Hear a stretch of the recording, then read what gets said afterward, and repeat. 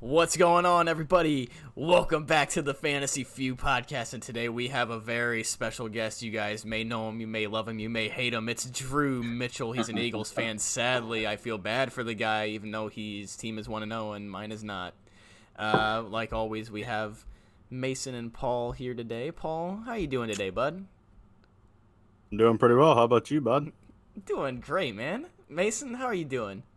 I'm great. Paul did a complete 180. I don't know what's going on. Yeah, I thought he was going to be asleep for the episode today, but he's woken up and he's I have rejuvenated. no idea what you guys are talking about. Okay, there you go. Okay. We're going to be talking about these Sunday's games, but before we do that, I want to shout out our social medias. We're on Facebook, Instagram, and Twitter at the Fantasy Feud, and I'm going to let Mason go ahead and take over and start us off today.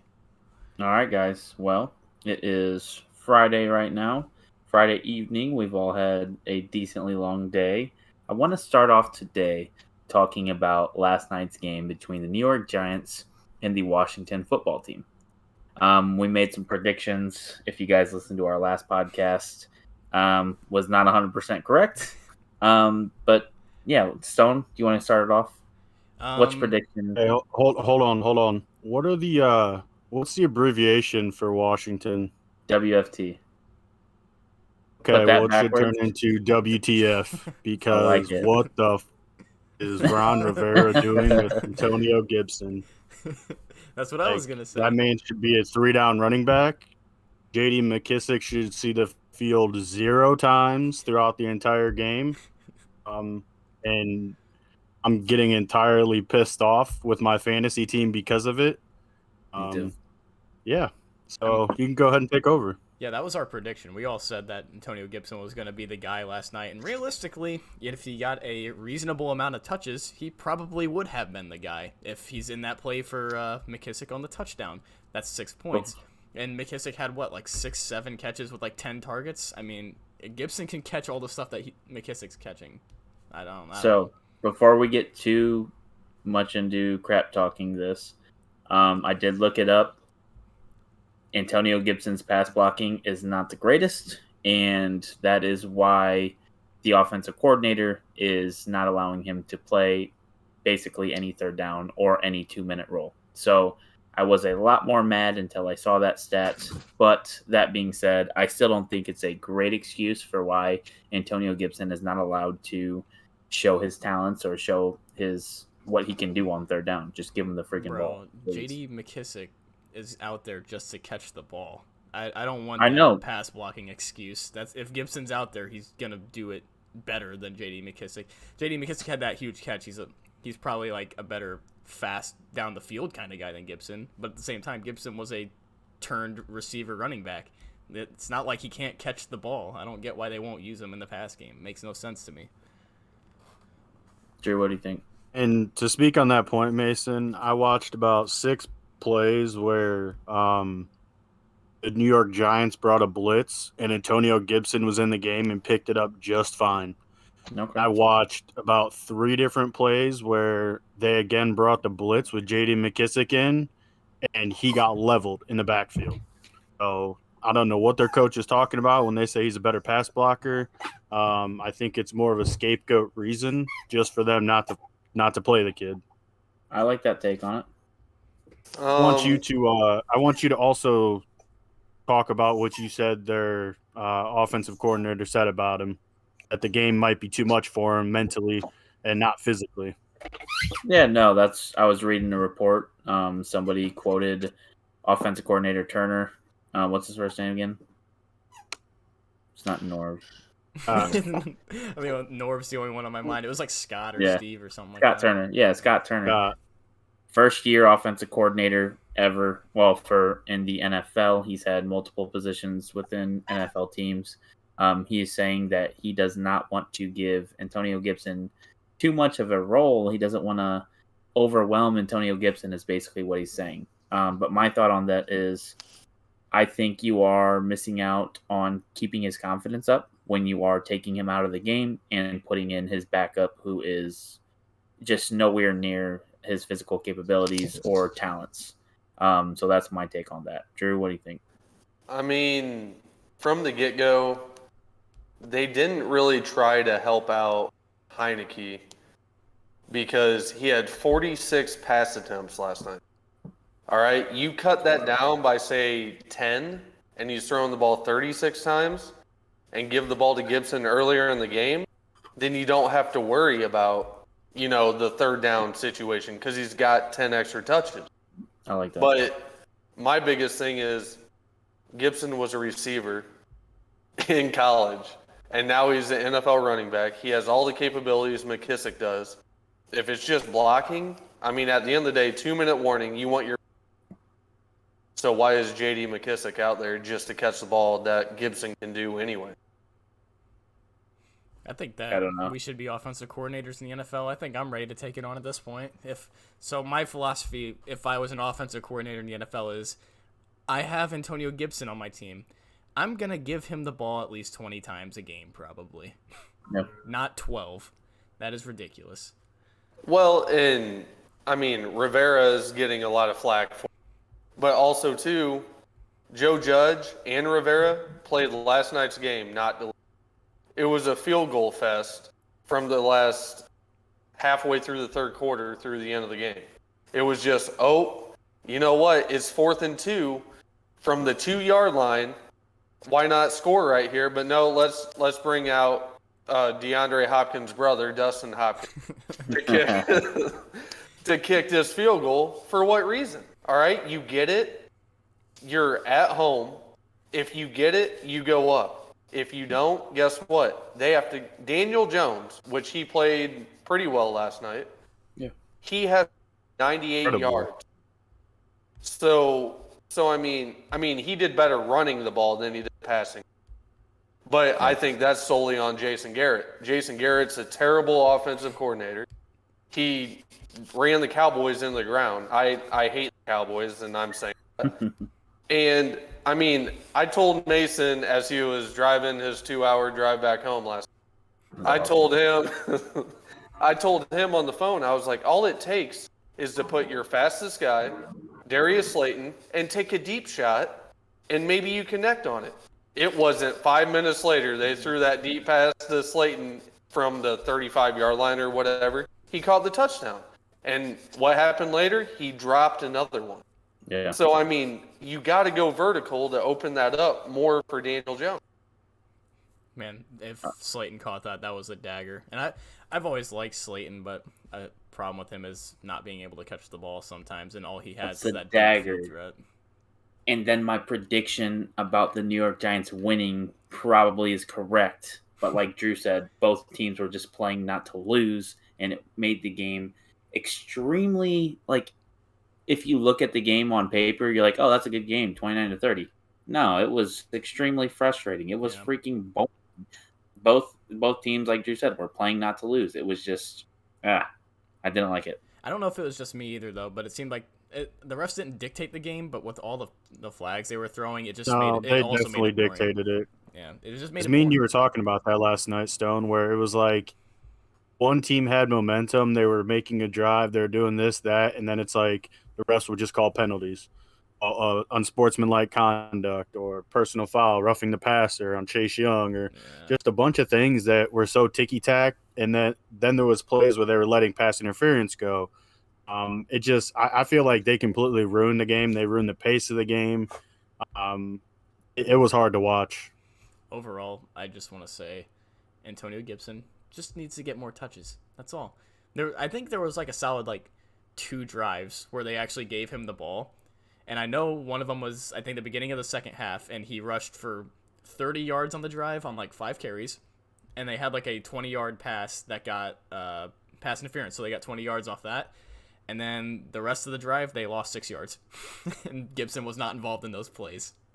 He was 7-28 in the first half, and they gave him the ball 3 times on that drive for 10 for 52.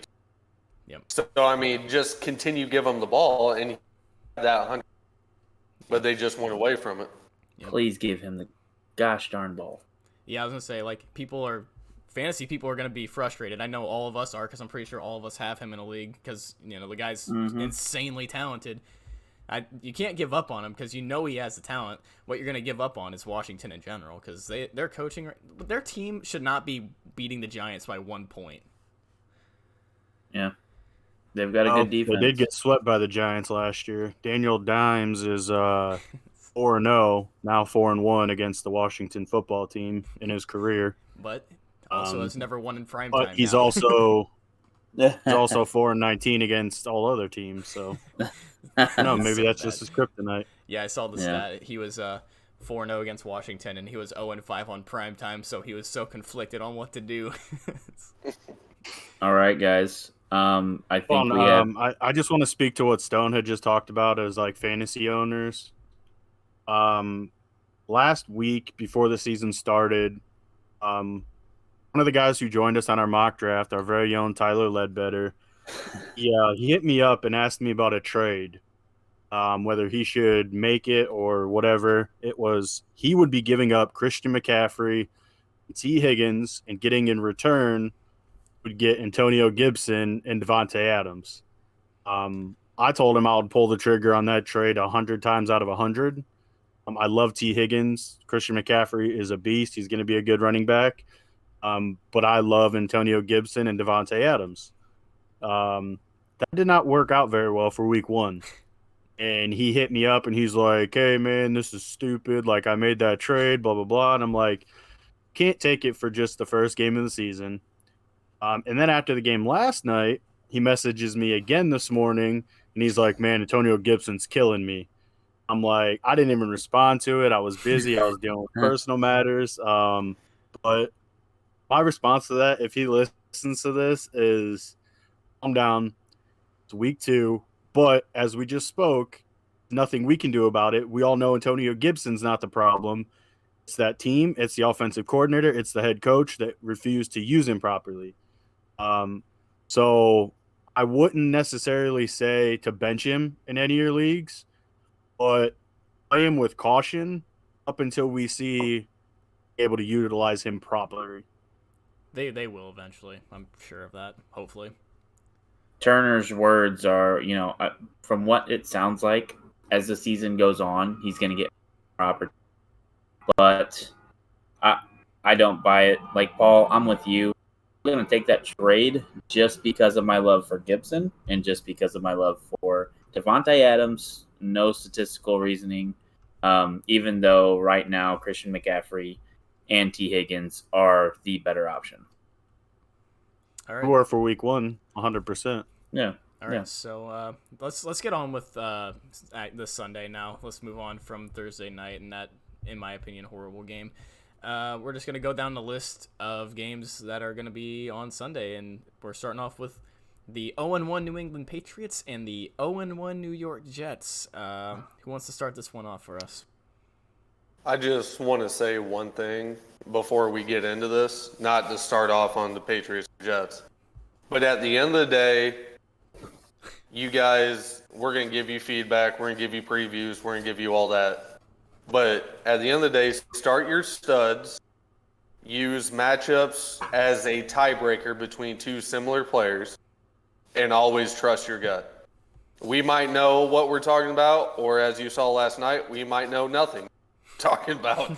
But at the end of the day, just trust your gut, because more times than not, you're going to be right. Yeah, I agree. All right, starting with the Patriots. Mac Jones, Nelly Swags, Jacoby Myers. What are we thinking about that? I know Paul likes Jacoby Myers. How do you guys feel about that? In this game, I think biggest storyline is going to be Mac Jones versus Zach Wilson. I feel like unless you're a fan of either one of these teams, or unless you have, I guess, star players on either one of them, but there really isn't many. Maybe Corey Davis for the Jets. If you have a love for Jacoby Myers, if you're in a deep league where you got 2 quarterbacks and you might have either one of the rookies, I think that's really going to be the only reason to watch this game or want to. Patriots, I mean, yeah, they're starting over. They don't have Brady anymore. They got rid of Cam Newton. Fun fact real quick, I don't know if any of you guys heard this. One of the reasons I cut Cam Newton apparently was because Mac Jones was helping him learn the playbook. That's actually hilarious. What? That's true. That's just wild to me considering he's been there for a year now. Mac Jones came in the summer, and he was helping him learn the playbook. But Bill Belichick would be like, "What?" yeah. But getting back to it, like I said, I think that's going to be the biggest storyline of this game is Mac Jones versus Zach Wilson, who has the better game against each other, I guess. With this kind of being an interdivisional game, these two are going to be facing off for a long time against each other. It's just whoever's going to get the first haymaker, if you will. I personally think it's going to be the Jets and Zach Wilson. Interesting. I've heard nothing but good things from him or about him. Tony Romo's come out and talked about him. Aaron Rodgers has done nothing but praise him. That's not to take anything away from Mac Jones. And it's hard to see the Patriots starting 0-2 as a franchise after all the years of winning seasons that they had with Brady. But I feel like this is kind of a new era for the Patriots, and we're actually going to see them falter, come back. It's just going to be an up-and-down roller coaster like it was last year. I think Zach Wilson gets his first win. I think Robert Saleh gets his first win as a head coach. It's probably going to be another low-scoring game like both teams had last week. I'd give it maybe somewhere in the 21-17 range. But yeah, that's about as much as I want to talk about this game. I think. Drew, what do you think about Corey Davis? Yeah.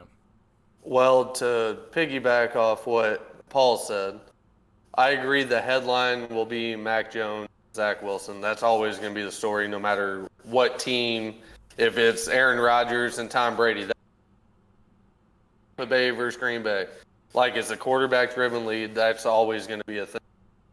But I think I'm on the opposite, actually. I think the Patriots are going to come out and win this game because they have a running game compared to what the Jets don't have. I mean, they got a rotation. I do like Corey Davis, especially if Jalen Mills is covering him. I love him. I love Jalen Mills, and it hurts me to say this, but he bends and doesn't break. So Corey Davis might have a 10-reception day. That's just how he plays defense. I think Mac Jones showed some true poise last week against Miami, who was, in my opinion, a better defense than what he's going to face against the Jets. And if Damian Harris doesn't fumble the ball, they win that game, and the Patriots are 1-0, and everyone's praising Mac Jones.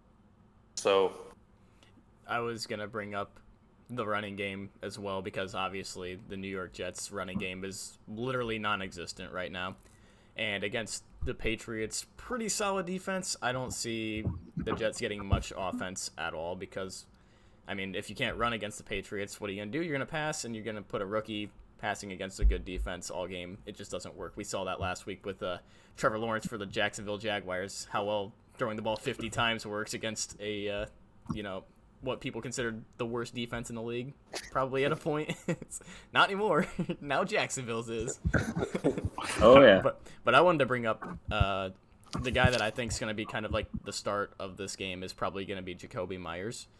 I think that the Patriots are going to win this game, and I think they're going to have the ball for most of the game, and I think Jacoby Myers is going to benefit from that largely. I think he's going to get somewhere in the realm of like 6 catches, 60, 70 yards, and a touchdown. I can see it.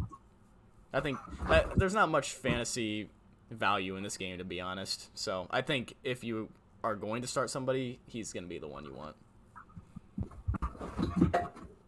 Okay, I like it. That's enough on this game. What do you guys think about moving on to Denver and Jacksonville? Well, we just talked about Trevor Lawrence, right? So why? Yeah. So why not just keep talking about how he's going to throw 50 times against Denver's defense this week? I think, okay, so he couldn't get it done against Houston. How do you think he's going to get it done against Denver? Denver's defense is actually good. Their secondary is actually good. Yes. That pass rush is going to eat him alive. Please don't start Trevor Lawrence. Jacksonville, Urban Meyer, if you are listening to this podcast, please, I beg you, play James Robinson, give him the ball. Do not force Trevor Lawrence to throw the ball 50 times again. We talked about this before. Just be smart and just give James Robinson the ball and let him do his thing. That's all you got to do. If you want to have a chance in this game, at least. Yeah. They don't have a chance no matter what. Yeah. And you pointed it out 100%. I don't think Trevor Lawrence is really the problem. I don't think he really was last week. I think it was Urban Meyer, his offensive scheme, and his game plan. Like you just said, he made him throw it 51 times in his debut. That's just stupid for somebody of his caliber to have to go out there and throw 51 times, even against a terrible defense. You see the rookie mistakes. He had 3 interceptions to go along with 3 touchdowns. But again, you're going to see those mistakes come out because he doesn't have that experience. So to make him go out there and throw 51 times is almost like trying to make him better by trial by fire. You know what I'm saying? It's like you're throwing him under the bus. He's going to be looked at as, oh, he's going to be a bust or he's not going to live up to the hype because he's out there making stupid mistakes, which are just rookie mistakes. They're normal, but it's magnified because of how much he's making him throw it and not utilizing his best running back, James Robinson, compared to his washed-up counterpart, Carlos Hyde, who apparently he just thinks it's Ohio State again, and he's going to run his best players in his offense. Like, this isn't. This is the NFL, Urban Meyer. Go home. Go back to the booth. Go back to college. Do whatever you want to do. Go take the USC job. Nobody cares about you. Get out of the league, please. Is there any way Jacksonville's secondary steps up and has a better game? Oh, no, sir. No, You don't sir. think so? Not against this receiving core. No, I think Teddy B looked pretty good. I think he's only going to continue to progress going forward. And something that we're not really talking about, but I think with now Jerry Jeudy being out, 4 to 6 weeks, 6 to 8, whatever that timetable is, I've heard both. I think Noah Fant is going to be a beneficiary with that injury. And I think if you have Fant, you got to start him. I think agree there's 100%. going to be a lot of potential checkdowns to him. And yeah, what's his name? I can't pronounce it. The other tight end that scored a touchdown. Luigi Bomb. Yeah. I don't know. So I mean, 440, something like that. He's fast. I just think that's going to turn into more as Noah Fant. That was just kind of a fluke thing. So I think start Noah Fant going forward. And, I mean, who knows, maybe Tim Patrick, KJ Hamler get more involved a little bit. But, I mean, it's hard telling so far. I really wish that Courtland Sutton wasn't on snap count because with Jerry Jeudy out, that guy would be a gold mine right now. And I loved him coming into this year in fantasy, but until we know that he's not on a snap count anymore, you can't start him in fantasy. But as soon as he's off that snap count, you should probably start him every week in fantasy because he's very, very talented. I went out this week and I made a bunch of waiver claims on Tim Patrick. Got him very cheap in a bunch of fab leagues. I do think just because he's been more relevant last year, he's just a solid guy. And what we kind of go back to, he's not a sexy pickup. He's not a sexy flex start. But if you need a flex start and you are up in the air, I'm going to start him in probably 2 leagues just to see what happens. It's only week 2 in the NFL. We don't know what's going on. Nothing's set in stone yet. I do like Tim Patrick over KJ Hamler, but I do think Hamler has that deep ball ability, and it could bite me in the butt, and Hamler could have a huge touchdown catch this week. Mm-hmm. Yep, he definitely Got a can. question for you, Mace. Let's answer it. What makes you want to start Tim Patrick this week? Just because he's filling in for an injured player, or is it have anything to do with the fact you wanted to pick up Sterling Shepard and then you sat him because you didn't know what he was going to do? Okay, so Paul's going to be talking crap about a league we run together. Paul picked up Jacoby Myers and some other no-name guy, and he left Sterling Shepard I only picked on up the waiver Jacoby wire. Myers. He left Sterling Shepard on Pass. the waiver wire. I picked up Sterling Shepard in almost all my leagues. And that's because I believe he's the number 1 target in the offense. But that doesn't mean I trust him yet. I didn't start him in a single league this week. That's not because I was like, You trust Tim Patrick. about as much as I trust Sterling Shepard. You just said you're going to Actually, start him in a couple leagues. I trust Sterling Shepard more. Shepard. Yeah, in a different opportunity. In the leagues that I have Tim Patrick, Sterling Shepard. Sterling Shepard had a bunch of targets, a bunch of catches, whatever. I know you're mad because you didn't want to pick up Sterling Shepard, and I was right.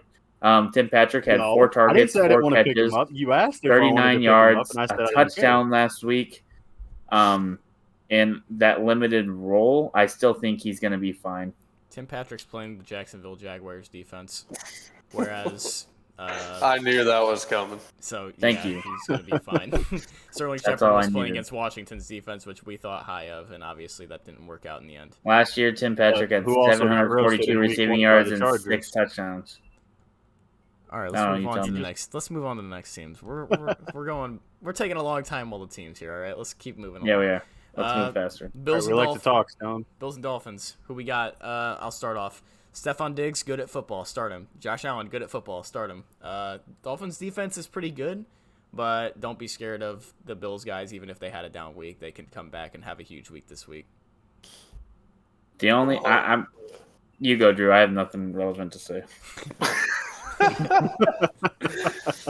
All right, so how affectionate Mason is for Sterling Shepard, I feel that way about Emmanuel Sanders. Oh, so does my dog. He had I can't remember off the top of my head. I looked at it earlier when I claimed him off waivers. But he had somewhere between 6 and 9 targets against the Steelers. He played a lot more over Gabriel Davis. And I think he could be a solid number 2, and he could always catch a touchdown. Yeah. Going into my next spot, if you're looking for a tight end, I'm not saying go out and get him 100%. I love Dawson Knox. I think he's one of those quality tight ends. He'll go out, he'll catch you 3 for 30. Some weeks it might be 5 for 60. That might just be someone, if you're in a bind and need someone, go out and maybe take a look at Dawson Knox. Yeah, and then if we move on to the Dolphins side of the ball, I'm not sure what his stats were. I actually haven't looked at him at all, but I saw Devontae Parker have a nasty sideline catch last week, and it just it made me so happy because I want that guy to be successful, and I know how talented he is. So he's somebody that you could maybe start. The Bills' defense looked really good week 1, but that could be also thanks to Ben Roethlisberger and not having an arm anymore. I don't know. So the Drew Brees treatment right there. That's more like the Peyton Manning treatment. So I got a quick update, and I know we've discussed this multiple times throughout the season, or through our episodes leading up to the season. He had claimed Will Fuller was going to be out for 6 games or 4 games, whatever it was, for his drug test or PED. Yeah. He served 4 games last year. Yeah, that's what it was. Into this season, so he's actually coming back this week. But he's also not playing. I only realized that because I drafted him in a league. I'm not saying he's not. I'm just saying he's off his suspension. He's able to play. Like you guys said, he's not playing. So I just thought that was something that we should tell people, that we should notate, because we were telling people that he's going to be out for the first 4 weeks, and that obviously is not true. Yep. He will not play this week either, though. It was some sort of personal matter they came out and said, so he won't be playing this week. Mason, do you have anything to say about the Dolphins offense before we move on? Nope.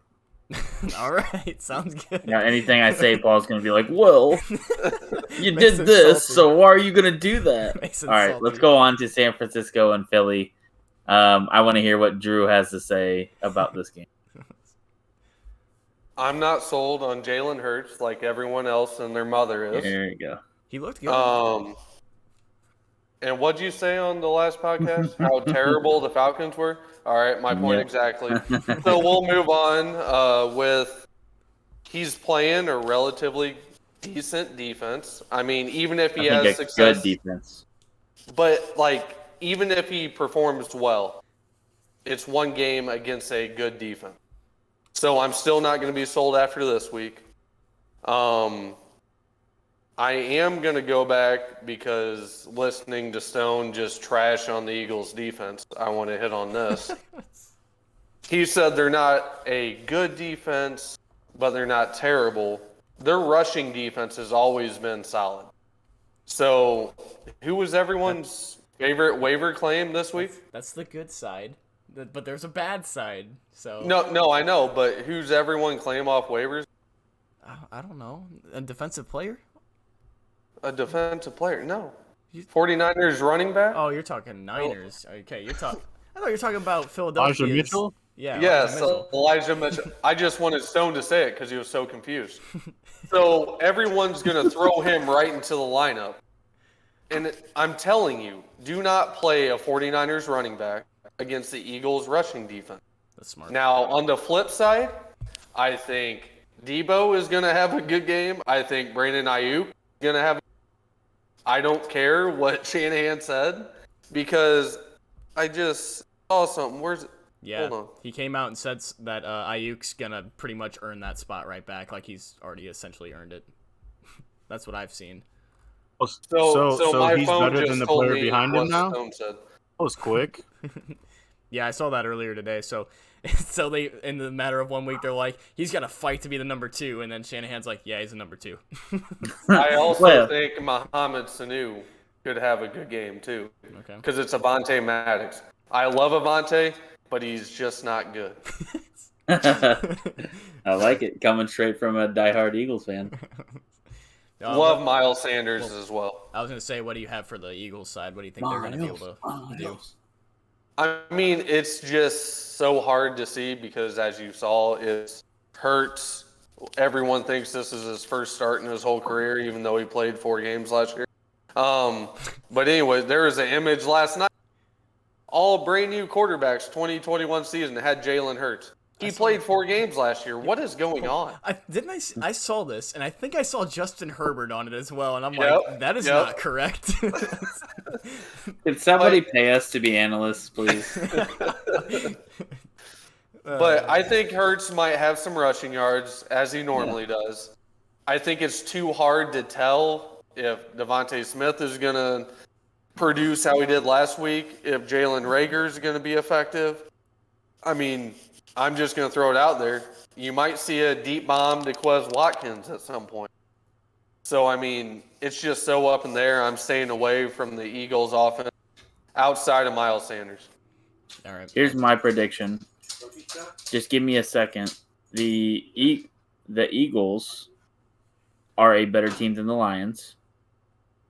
San Francisco played the Lions last week. San Francisco game planned for about 2 quarters for the Lions, and then they spent about the rest of the time game planning for the Eagles. So, with that defense, I think they're just so good. I think Jalen Hurts is going to get just crazy pressure. I think he's really going to get tested this week. I'm not entirely sure what's going to happen, but I do know that he is going to be, if he has a bad game, I don't know what's going to happen, but we'll see if everyone's still like Jalen Hurts is a man, blah, blah, blah. All right, let's move on to the next set of teams, and now Mason can really take the realm. I just have a small little tidbit about that. The game last week with the Eagles and the Falcons, Devontae Smith, where he caught his touchdown, was the same exact spot that he caught a touchdown to seal the national championship in college for Alabama. Oh, that was pretty cool. I just thought that was kind of cool. Yeah.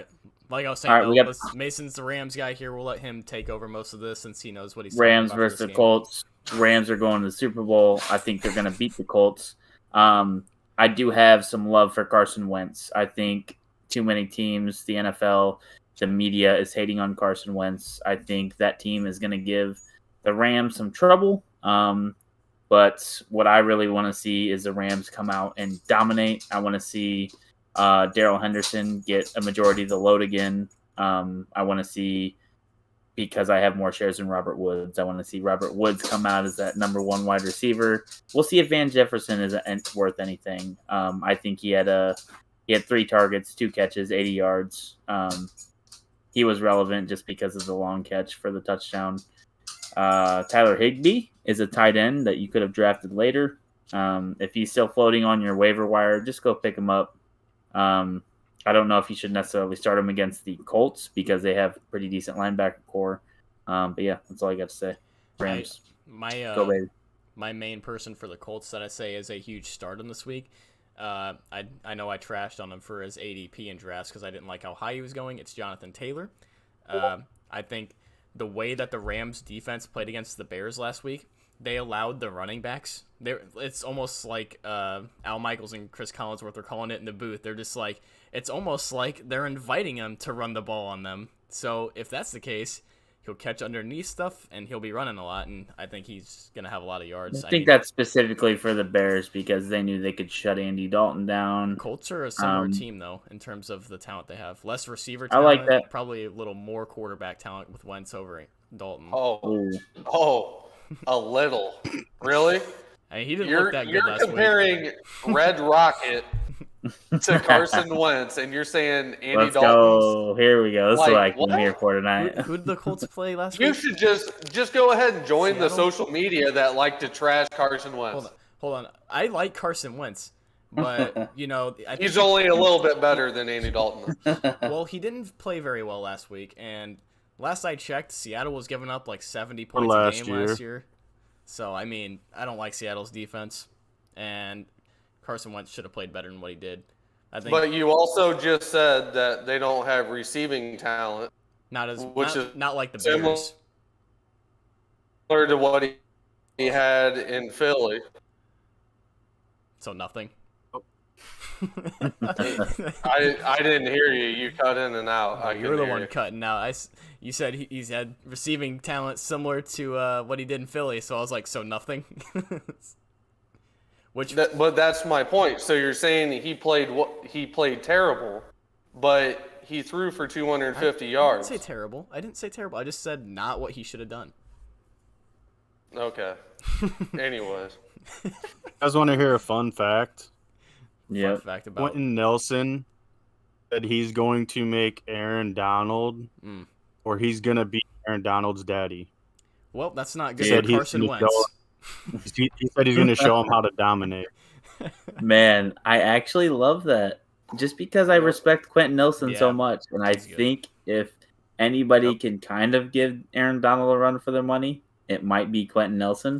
But I feel like if Aaron Donald hears that, he's just going to go ballistic. I don't know, though. I guarantee you he did, because I'm pretty sure it came out directly from Quentin Nelson's social media, one of his own pages. He posted it. That he's gonna take him to school, or he's gonna be his daddy or something. It was I'll be watching. It was straight bulletin board material. All right, next game. Expect Aaron Donald to come out and just eat him alive. I feel you. Rams going Super Bowl doesn't matter. Mason, before we move on, I do just want to say, Drew, you can't argue this because I'm gonna segue right out of it after I say it. All right, I think the Rams' game plan defensively is going to be very similar to what it was to the Bears. That's all I'm going to say. I hope it is. That's why I think Jonathan Taylor's going to go. I'm going to say. Okay, Raiders versus Steelers. I'll start off this one. The Steelers' offense is horrible, like I predicted it to be. After week 1, to be fair. The Raiders' defense isn't as good as the Bills' defense, obviously. I think the Steelers' offense is going to be in a much better spot this week to produce fantasy numbers, and I think the guy who's going to benefit the most is Najee Harris. I don't see much changing for the receivers, to be honest. Interesting.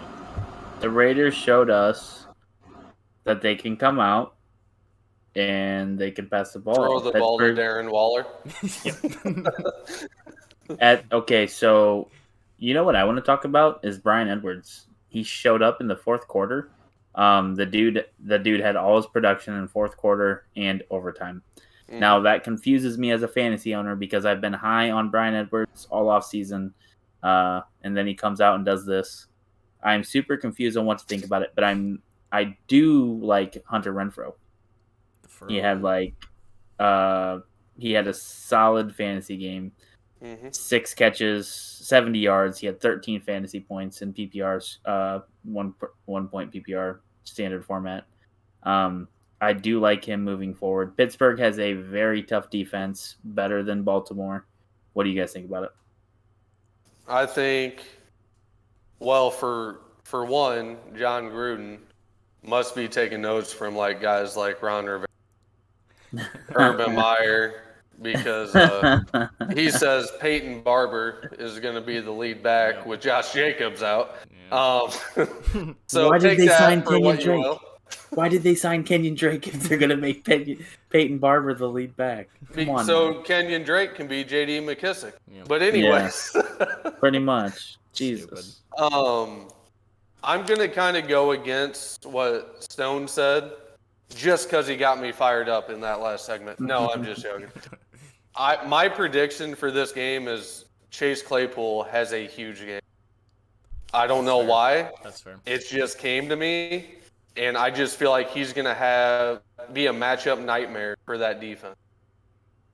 He very well could be. The Steelers' receiving core is so scary to start any of them, though. I mean, like, because what was the final tallies last week? Deontay Johnson had like 14 fantasy. Chase Claypool had like 7, I think, and then Juju had like 8 or 9. So it's like, how do you start these guys when they're scoring that? And what it's going to be from now on is one guy's going to blow up a week and the other one's not, and then one's going to be right in the middle. You just have to figure it out before the game starts. And I do like what Drew's saying. I think this is Claypool's game just because of the Raiders' defense. I think this would be this is more of his game. I don't know. It just seems like I want to throw out a stat real quick. Lamar Jackson has a 3-second release rate, which is one of the slowest in the NFL. And Ben Roethlisberger has one of the fastest. I don't remember what his time is. How do you think that fares against the Raiders' defense? Is that based off of week 1? Or just in general? I think it's based off in general. Well, I don't know if Ben Roethlisberger is as fast as he once was then, if that's the case. Just releasing the ball. Hike. I mean, it's probably recent stats. I mean, I doubt it's like career numbers or anything like that. I mean, it makes sense for the way Lamar plays. He has to get out in space. He's not the type of guy to drop 3 steps, make a pass, make a decision. Ben Roethlisberger is. Do you think with that receiving core, do you think that Pittsburgh just eats Las Vegas alive? No. Not like, I don't know. Because, I mean, the Ravens' offense didn't score. I don't think the Raiders are as good as they showed week 1 Monday Night Football. I just don't think they're that good. I agree 100%. That's fair. I will say maybe Big Ben's release time is quicker because they throw a bunch of screen passes compared to Lamar, who has to scramble around. Yep. So maybe that's why there's that difference. I just think that Claypool is going to be a matchup nightmare. I think they're going to get the ball out quick. I'm not sure Najee is going to have like a great game. I think he's going to have a better game than what he did. 100%. Yeah. It's just a matter of, all right, do they go up early, 24-0, and then they have to run the ball, and maybe he gets some garbage time and gets some yardage and maybe a touchdown after that. I want to say a bold prediction. I think the Raiders are going to win this game. Ooh. I think their offense is going to go out there and put numbers up, even though they're playing against that Steelers defense. I truly think they have the potential to do so, and it's going to be all in the air, none of it on the ground. All right, guys, thanks for having me. I'll see you later. All right, let's move on. Let's do Bears-Bengals. We got 2 Bears fans here, obviously. You guys take this. Yeah, I want to say every receiver on Cincinnati, go ahead, start them. That's all I'll say. I like it. Paul, what do you think about the Bears versus Bengals? We should be going to that game, so me and Dad. I know. I think that both running backs are going to have huge days yet again. I think T. Higgins and Jamar Chase are going to dominate the Bears secondary. I hope, I guess, as a Bears fan, that the Bears get blown out, just so Matt Nagy's hot seat gets even hotter, and hopefully he gets fired by week 4. That way we can at least bring in somebody that's smart enough to start the quarterback that's the best option to win games. But then again, do we really want Justin Fields going through a gauntlet of Cleveland, Cincinnati? Obviously, it'd be this game. The Green Bay Packers, I think, are in there. The Ravens, I think, are a part of that. Tampa Bay might be in there. It's a brutal schedule for like the next 5 weeks. Maybe that's why he's not starting. I 100% believe Justin Fields gives us the best opportunity to win. I'm tired of this little charade of NFL being a personable game rather than a business. Just because you made a promise to start Andy Dalton to get him in the door, not knowing that you're going to be able to trade up and get Justin Fields. That's no reason to be starting him. I mean, this is going back to 2017 when we drafted Mitch Trubisky, sat him for 4 games, signed Mike Glennon to a 3-year, $45 million deal, started like 1-3. Paul's not mad, guys. Bears fans' worst nightmare. No, I'm not. I'm just being realistic. If I was mad, I'd probably be silent, to be honest. We're talking about fantasy, and Paul's talking about the last 4 years of quarterback play. Yeah, because it's the same situation that we just went through, and Justin Fields deserves to be on the field. He deserves to be our starter. He gives us the best chance to win, which turns around to my point. Hopefully, by next week, he will be starting on people's rosters because Andy Dalton is not going to be the starter anymore. I'm hoping he gets embarrassed and blown out by his former team. That way they're like, okay, in order to save my job, hopefully it doesn't happen, but in order to save my job, we have to start Justin Fields. If that happens by week 3 against Cleveland, we're going to see a lot of different reviews on Allen Robinson being in your starting lineups, Darnell Mooney being in your starting lineup, Met even possibly. Justin Fields, I 100% believe he will be in the starting lineup come week 3 if we get blown out, which I hope happens. All Bears fans are hoping that this happens, but I think we have an interjection over there. Hold on, I just want to say, I wanted to say this. I want to say Andy Dalton revenge game. He's gonna go out there and just go crazy. My God. Real quick though, one player I would start is Darnell Mooney, only because he's gonna be covered by Eli Apple. I'm done. Go ahead, Drew. All right. I think this is going to be a very close game. I think it might be a 17-14, 24-21, maybe 27-24. Let's just keep going up the scale. And my second point is, just because this is how fantasy football works, Tyler Boyd will be relevant this week. Let's go. Yes, he will. And someone who will be even more relevant is Joe Burrow in general. I think Joe Burrow's literally going to torch that secondary of my favorite team. So both Joes. Joe Mixon, Joe Burrow, T. Yeah, Higgins. let's go. You just keep naming them. All those guys are going to torch the Bears defense, I feel like. All right. I'm honestly scared for the Bears this week. I think the Bengals are massively underrated, and I think the Bears could just get smoked again. I legitimately do. All right. Let's talk about the possible AFC Championship game. Houston Texans and the Cleveland Browns. Houston going all the way, baby. Let's go. You got half of that, right? Yeah, I have. I don't think we said it live. I had the Browns as my Super Bowl contender in the AFC, actually. So Ew. I think they're very good, and they have potential to do it. I mean, last week wasn't a fluke. You know, they came out and proved that, or they proved I think last they got a season year wasn't a too. fluke. They don't have OBJ, and they played really well against Kansas City. So I mean, they proved that they're ready to play at the top. But they did prove they still have Baker Mayfield, and you can't trust Baker Mayfield. So He played pretty well outside of the bad play at the end. no, I know, but they also had a lead and then squandered that lead. So But I mean, at the same time, it's Kansas City, so no, it's I hard know. to But play. it goes that's back who they to have to Cleveland. beat. Yeah, they have to beat Kansas So City. just so you Cleveland guys know, can't I close feel like I'm the fun fact guy. Yeah, you're a fun fact guy, Paul. And because Baker Mayfield is looking at a possible extension, just like Did he Josh write Allen it got? himself? Oh, listen. Like I said, he's looking at supposed to be getting an extension, just like Josh Allen got, just like Lamar Jackson's to be getting soon. Although that doesn't seem possible because he's being his own agent, weird stuff like that. He wants to focus on football, blah blah blah, whatever. Kevin Stefanski came out and said that Baker Mayfield's production is going to be eyed like a hawk in order to see if he deserves an extension. I think he deserves an extension. That means they don't believe in him that much if they're not going to try to give him an extension and they want to see his numbers be better and produce. Didn't he have 33 touchdowns and 6 picks last year? That's good production to me. High five. Just telling you what the head coach said. So, Bold prediction. fact. They're going to trade Baker Mayfield to Green Bay for Aaron Rodgers next year. Imagine that. Imagine that. If this happens, we're clipping this and we're gonna post it on our channel. This is what is the date today? September 17th at 9:48 p.m. Central Standard Time. Drew Mitchell said it first.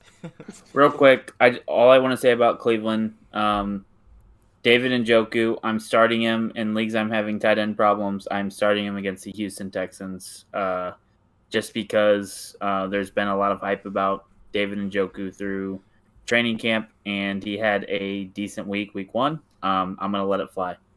Well, I would say this. If you would have thought ahead of time, you should have started Ricky Seals-Jones last night. Shut up. Screw that whole game. Seriously, that game made me so mad. I'm a Logan Thomas and Literally. Antonio Gibson owner, so neither of them get Ricky any love. Seals-Jones only catch since whenever his first touchdown, his first catch with Washington. First catch with Washington. Come on, give me a break. Get that out of here, man. That drives me nuts. I do All want to right, let's say. move on. Now I want to say before we move on to the next game, receiver on the Texans. We all know who I'm going to say. Brandon Who Cooks. should be starting is Brandon Cooks. Cleveland gave up some big passes last week. Brandon Cooks is your big pass guy. I think Brandon Cooks will have. You guys want to talk about Mark Ingram, who might actually be the starting running back? Yeah, I don't like him this week. You say that though. He got a touchdown. I know he got the 26 bulk of the carries. attempts. David Johnson had a touchdown, and then David Johnson's, I think, Phillip the Lindsay had third-down a running back. touchdown. Phillip Lindsay. Let's look at the attempts.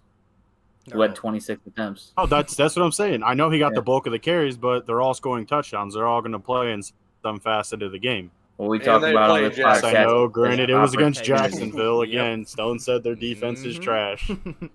Probably the worst in the NFL. So Yeah, I'm saying hold Could your be. horses on the Houston backfield. I don't want to start them. Just let start them them all. Just let kidding. Let Mark Ingram play a few more weeks before we jump and say, okay, put him in Yeah. our starting lineups. Don't start him I this week, like though. that. All right. Let's move to the next game. We are running out of time here. Saints and Panthers. Mason, you want to take Very it? fast. Don't start Robbie Anderson. I'm not going to talk very fast right now. I can't. Don't just take gonna- Robbie Anderson. Okay, next game. I'm Don't start anybody I on think DJ Carolina. Moore is going to be solid. Bench Christian McCaffrey. Ooh. Trade for. I'm kidding. Trade for what's his name, Sam Darnold, and Hey, Jameis Winston is going to throw for another 5 touchdowns, I mean, Aaron Jones, but with the less yards next week. Aaron Jones 120 last week yards. Aaron Jones last week against the Saints defense had 4 carries for like 8 yards, so McCaffrey's in store for a beating. This Saints defense isn't anything to sleep on, though. I will say that. Christian McCaffrey will be fine, obviously, but that Saints defense is for real. They showed that last week. I picked him up in every league I'm in. Yeah. Just smart. because their next stretch, like the next 4 games, they're playing opponents they shouldn't blow out. But I will say this, Jameis is going to struggle this week. I could see it. He's going to go his 30 for 30 vision. Let's go. 30 for 30, baby. I do think that Carolina defense is a little better. I think they're going to be able to generate more pass rush than the Packers did. So we might see some Jameis Winston turnovers this We're week. going to see some reliance upon Alvin Kamara, hopefully, this week. Yep. Like we didn't Yep. see last week. All right. I don't know if it matters too much, but they had a little COVID Doesn't. outbreak in their facility. Yeah. The Saints did. Yep. It COVID's was not like 2 real. players and 4 assistants or something. Don't start Michael so- Thomas. All right, moving All right. on. Arizona. Yep. Arizona. Speaking of defenses that we want to pick up, I picked up Arizona in any league. Oh, man. They had such a good game last week, and that was because of Chandler Jones, the guy in the offseason who said he didn't want to come back because they weren't offering him the money, and then he got the money and came back, and he is still a stud. Did he get a contract? No, he has not gotten the contract yet. Not from what surprised- I've seen. I'm surprised he came back. I haven't heard anything. He was- Don't listen to Stone. Well, he was super adamant in the offseason about like not playing for them if they didn't give him a And this is contract. why Said he- he's going out like this. He's like, you guys Said he better wanted to pay be me. traded. Yeah. Yeah. Well, regardless, start Carolina or start their defense this week against Minnesota because Minnesota only put up 20 points against the Bengals last week. I Yeah. think that's a pretty easy start. And then on the other side, you got Kyler Murray and DeAndre Hopkins. Start them. And Chase Start. Edmonds. Chase Edmonds, start him. I like Thielen and Jefferson in garbage time at the very least. And then Dalvin Cook's going to get his. I think this is a pretty easy game of who you're going to start and who you're not going to start. Yep. Correct. When it comes to go ahead. I don't have anything much to say. I was going to say Kirk Cousins is a no start most likely. I was just gonna say when it comes to waiver wire pickups, if Rondale Moore is out there, we've seen his usage in week 1. I think it's going to continue to increase. I love Christian Kirk, but I don't think it's going to be sustainable that he's going to be going out getting 2 touchdowns a game or kind of being that second leading receiver to D-Hop. I think Rondale Moore is going to kind of take that position. I think he's just going to be a gadget player for them. Kirk's just solid. I think Kirk's going to be solid all year long. Kirk, I think Kirk I is going think to He keep dealt with injuries last year, though. High ankle sprains. If He wasn't that productive. happens- He had like 3 good games where he had like 60-yard touchdowns. But if he gets hurt, Like, then you do. he was a show of Rondale himself Moore. for half the year. I say If he gets injured, go with what Paul said. But if he's not injured, I'm Kirk. yeah, I like Christian Christian Kirk. Kirk. Next game I'm still is going to take Rondale Moore. next game's That's fine. Atlanta and Tampa Let's say Bay. it. Next game's Atlanta and Tampa Bay. I don't think we I need to talk too I much think about we know this what's game. going on. You start anybody you have on 28 Tampa to 3. Bay, and you don't start anybody on Atlanta except Mike Davis and Calvin Ridley. Hold up.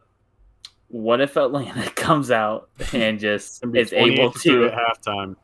What if Atlanta's able to pass against Tampa Bay? What if they are able to come out and play with them? Dude, their Is offensive are line then got obliterated by Philly last week, and now they're playing against the best defensive line in the NFL without a doubt. it's not the best defensive line, but it's a Uh-huh. very, very good defensive line. It's not the I don't best think it's- defensive line? You I kidding don't me? think it's the best defensive line. A better one. Aaron Nikhil Donald, Barrett, that's all I Jason gotta say. Pierre-Paul. He Oh said, my god. name a better one. He says, because they have Aaron Donald? JPP, Vita Vea, Ndamukong Suh. It's just not even fair, man. All role players. I'm sorry, you guys are gonna sit here and be like, Ndamukong Suh is still freaking great. No, he's Just- good. You He's said good. all role players. You just called Jason Pierre-Paul a role player? Yeah, and it's half a Yep. thumb. Yep, exactly. Half a I don't thumb think. guy goes out. Yes, I'm sorry, but he's not like none of those guys are what you look for like, oh my god, these guys are the top players in the NFL. They're a solid group of guys that make a great defensive line. They're not the best defensive line in the NFL. That's all my point is. They're great. And who the Dallas Cowboys purposely avoided by passing the ball 58 times. Yep. And giving Zeke Their- Elliott 6 Their carries. game plan was to just not go after that line at all. Is to stay away. But from that's the also balls. the transition of the Dallas Cowboys. Is just to throw the ball all the time. Right. I just want to say that Atlanta. And why do they have Zeke? Why'd they pay him $100 million? Because they're the Dallas Cowboys. I mean, all right, let's move on. I don't think there's any more arguing to be done. Mason and Drew are out of their mind. Start Kyle Pitts. Score's going to be 28-3. I'm starting him in the league. I have him in. I don't care. Kyle Mike Pitts. Evans All right. has a big game. All right, Let's go. 28-3 28-3. Falcons beat the Bucks. Seahawks Whatever. Titans. What do we got here? Ooh, this is gonna be a good Yeah, game. this is what Titans I are gonna have actually to wanna bounce talk back. about. Yeah, Titans will bounce back. Derrick Henry is going to have a big game. Mark my words. Ooh. And if Derrick Henry has a big game, that offense is completely different than it was last week. Yeah, agreed 100%. Derrick Henry and Chris Carson, I think, both have big games. Yes, Chris Carson will have a big game as well. Does Tyler Lockett show out again? Nope. Does he show out again This is against the this. Titans? This is 2 DK's catches for 30 yards. I love yeah, it. I'm saying the I same thing, agree. essentially. Yep. I think this is DK's game to get a lot of yards. DK will probably have like 90 yards and 2 touchdowns or something this week. I'm saying that right now. And then on the other side of the Russell ball, Wilson's going to throw for 4 touchdowns. Hey, Russell? I could see that. 2 to too. Carson, For 4 2 to touchdowns. DK, 0 to Tyler Lockett. 1 to Gerald Everett. I'm going to float 1 to Gerald Everett. I mean, Or yeah, 1 Will to DK Disley. and 2 to Tyler Lockett. Will Disley. Disley. And also all the other running back options that Russell Wilson has. I think that offense is John so Penny. crazy week to week. He's hurt right now, so I'm pretty Alex sure Collins. Alex Collins is coming in as a backup. Watch him come out in the past game and have like freaking 8 targets. Like that offense is very unpredictable, and that's I love Russell Wilson because Russell Wilson will score. If you have Chris Carson, you have to start him, and you have to start Tyler Lockett and DK Metcalf because whatever, you just have to, but don't have high hopes. I've preached it before. And on the Tennessee side of the ball, I want to say don't start Julio Jones just yet. I'd say give him a little bit of time before you start putting him in your lineup. If Tennessee, no, okay, so if Seattle has as bad as a pass defense as you guys are talking about, Tennessee should be able to come out and Julio should be able to have a game. Yeah. AJ Brown will probably be fine. AJ Brown will be fine. Julio's if you have Julio, take a risk. I would. I'm not taking a risk. If I have the option. I typically don't have enough receivers this year. I want to say this is the Derrick Henry game. Like, he's going to go off this week. He didn't do anything last week. He's going to come out this week, and he's going to have like 150 rushing yards and 2 touchdowns, I bet. And then receiving-wise, it's going to be A.J. Brown. I just don't see Julio Jones being that big of a factor. It's like I said before, he literally looked like A.J. Green, and A.J. Green does not look good. I mean, Julio Jones has been significantly better than A.J. Green his whole career. It's just Julio Jones. He has. Not wrong, Stone. I'm talking this year. I'm talking last week when he got 0 Julio separation, Jones will come out slow. Give it a little bit of time. I think Julio Jones is going to start slow. I think he's going to be fine. I not crazy. I'm not. I sent a trade for him. You know how we were talking crap last week. Wasn't to me for Robbie Anderson, I'll tell you that. I sent another trade. I literally asked for Robbie Anderson for Julio Jones, and the guy asked for Robert Woods for Julio Jones, and I was like, no, it's not going to happen. But all right. Last game before the Sunday night game, but we're not going to talk about the Sunday night game here. It's going to be the Dallas Cowboys and the Los Angeles Chargers. No defense. No defense at all. This is all the fantasy points. Well, the Chargers' defense is good, but Dallas's offense is very good. And Dallas, their offense put up almost 30 against Tampa Bay, so they're going to put up numbers against the Chargers. Dak Prescott must start. Amari Cooper must start, and I think Zeke's going to have a much better game this week. I think Blake Jarwin is someone that people need to target with Michael Gallup going to IR. I plugged Blake Jarwin in some leagues this week, so we're going to see how that plays for me. Crap, my general manager just followed me on Instagram. Good. I also think on the Chargers side, maybe if you're hurting at tight end, look at Jared Cook.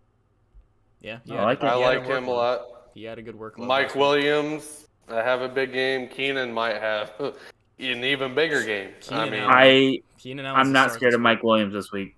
I know Stone and Paul, they have different feelings about Mike Williams just because of his inconsistencies. If we look at Tampa Bay versus Dallas and we look at Los Angeles Chargers versus Dallas, I think we're going to see another high-scoring game. That's my thought. So, not very scared of Paul, what you got? Mike Williams. Just what Mason alluded to, PTSD. Mike Williams, I hate the guy. Every time I try to start him, he gets me 3 points. Every time I bench him, he gets 27. So hopefully you have better luck than I do with him. Unfortunately, me and Mason picked him up. Mason likes him. That's what happens when you're married to somebody else in a fantasy league. You have to make compromises in order for it to work. I let you keep Darnell Mooney. He's never going anywhere. So why? Because Justin Fields is going to start week 3, and it's going to be an easy play. That's really all I got to say. The last person that's significant in both of these offenses that we haven't talked about is Austin Eckler. I think I didn't think he had that much of a workload last week, but he actually kind of did. He had a pretty solid workload last week. So since it's only going to go up from here on out, I think against Dallas's defense, he's going to reap the benefit, and he's going to play really well. And also, they target him a lot in the pass game. He did not get a target in the pass game. That's what was mind-blowing. That's what I thought I heard. Yep. That's what I thought I heard. Yeah, that's going to change. DeMarcus Lawrence is also out. Yep. So that helps even more. Yep. So, man, that poor Cowboys defense, man, they're really hurting. Like I said, they're the Cowboys. DeMarcus Lawrence was all they had on that defense. Poor guys. All right, but that about wraps up every single team in the NFL this week except the Chiefs and Ravens, but we're not going to talk about them and the Monday night game. But thank you, Drew, for coming on today and talking with us and arguing with me about Carson Wentz because you're a Philly fan and love him, and obviously you're going to stand up for the guy. Same can't be said about Bears and their quarterbacks in the past. Go Carson Wentz. Hey, do you want Nick Foles back? Nick Foles was a joke when they won that Super Bowl. Well, Everything fell in their lap. You know why it fell in their lap? Because that terrible defense Stone talked about led them to the Super Bowl. Carson Wentz was injured that year. Because Carson Wentz led them to that position. Oh no, and the defense did. I never said that your defense was bad that year. I'm Led him through the responding to playoffs? Paul. Let him through the playoffs? Hell yeah, he did. Oh, from the bench? Oh, yeah, because you didn't tear his ACL clinching the #1 seed. Just go back to 1985. He didn't I'm do anything in the done with playoffs. this. All right, hey, we're done with this. We're pulling the plug on this No, Philadelphia let's keep Eagles. going. How long have we been going right now? Hour and Love 7 it. minutes. Thank you guys for coming and listening today. It was a long one, but it's We a got Sunday both preview. boys around that. We got some bold predictions through and throughout, and we've gone through every single game besides the Sunday night game. Hopefully our analysis is more accurate than it was for the Thursday night game this week. I'm sure it was, but again, like I said, thanks, Drew, for hopping on and helping us out today. Paul, you got anything to say before we were heading out? Yeah, when we come back next week, we'll probably be wrong about 95% of what we said again. Good. But that's just the nature of the fantasy. Sometimes you're right. Most of the time you're wrong. Listening, though. We'll keep giving you guys advice, whether it's right or wrong. We'll get there eventually. And help you win championships. Mason's going to continue to be Mason. Finish us off. It's weird because this year is the What first does that year mean? after week 1 of fantasy where I'm just like, man, I feel like I was wrong about everything. I've never had this feeling before, so it's it's quite humbling, But it's When I the can whole go why I back and just- listen to my actual thoughts, and I'm just like, whoa, I was really wrong about that. All right, well, yeah, That's exactly thanks. why I just ended it with that. Yeah, so thanks for listening, everybody. Make sure to follow our Facebook, Instagram, and Twitters. We are the Fantasy Field on all the platforms.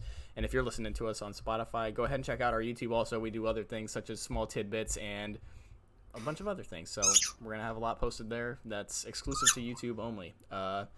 Mason, get us out of here, man. Fantasy Feud out, baby.